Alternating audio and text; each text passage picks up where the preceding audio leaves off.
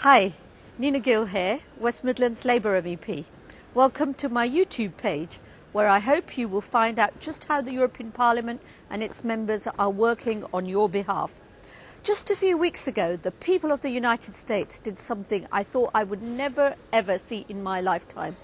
They elected Barack Obama as the first black president of the country.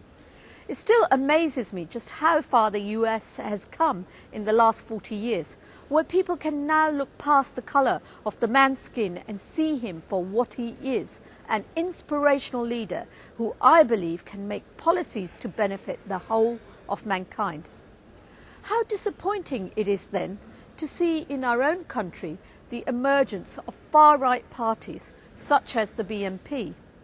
To allow these groups to flourish in our communities will produce a nation that is seen by the world as backward, which shouldn't command respect in the future. Some people have said to me recently why I take this stance against these so-called democratic parties. They say parties like the BNP have changed. After all, they wear smart suits nowadays and claim to speak up for the poor in our country. To those who ask why, here are a couple of the reasons among hundreds why we should never allow these groups to flourish and become mainstream. Racism is at the very heart of the British National Party.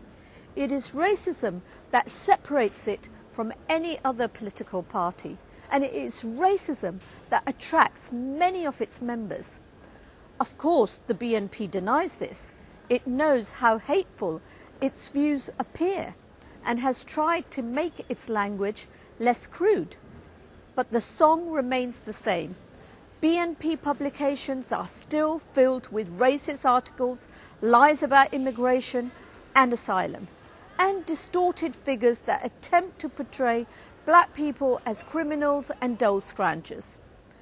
Today, the BNP has dropped its policy of compulsory repatriation and replaced it with a voluntary scheme. Make no mistake about it, this move is designed to win over supporters. The party recognised that the vast majority of people found its previous policy abhorrent, but the small print of BNP policy makes clear its true aims. The BNP claims that a BNP-led government would consider forcible repatriation if not enough non-whites took up its offer. That's why it has amazed me to see few Asian men attending some of their demonstrations in Dudley. I'd like to ask a question of them. Do you really think they're not talking about you when it comes to repatriation? Another thing, did you know that Muslims are now the main victims of BNP racism? It is clear that the BNP see racism against Muslims as a possible vote winner. Muslims are an easy target for fascists. This is why the BNP cowardly singles them out for abuse. Under British law, Muslims do not exist as an ethnic group, and so technically cannot be the victims of discrimination. In other words, the BNP can goad Muslims and get away with it. The BNP claim it is not Asians, but only Muslims they have a problem with. This is not true. Muslim is often used as a code word for Asian, precisely because of gaps in the law. There are, of course, many further equally important reasons why we should not have to tolerate the BNP in a civilised society.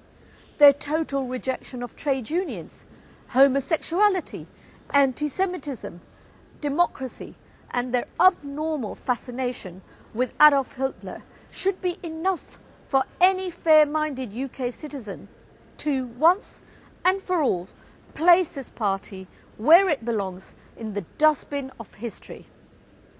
Thank you for taking the time to visit my YouTube site.